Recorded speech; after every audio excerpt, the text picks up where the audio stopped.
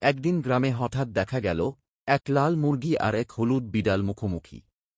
মাঠের মাঝখানে একটা মাছের টুকরো পড়ে আছে। দুজনেই চায় সেটা। লাল মুরগি ডানায় ঝাঁপিয়ে পড়ে বলল, এই মাছ আমার। হলুদ বিড়াল ফোঁস করে উঠে বলল, আমি আগে দেখেছি। হঠাৎ শুরু হয় দারুণ এক তীব্র লড়াই। মুরগি ছুটে আসে ঠোকর দিতে, বিড়াল লাফিয়ে সরে যায়। বিড়াল থাবা মারে, মুরগি ডানা মেলে আকাশে উঠে যায়। মাটিতে ধুলো উঠছে, দুই বন্ধুরা দূর থেকে তাকিয়ে দেখছে। লড়াইয়ের মাঝে মাছটা গড়িয়ে পড়ে এক খালের পাশে। তখন এক কুকুর এসে হু হু করে চিৎকার করে আর মাছ নিয়ে পালায়। মুরগি আর বিড়াল থেমে হাসতে থাকে। তারা বুঝে যায় লড়াই করে কিছুই হয় না।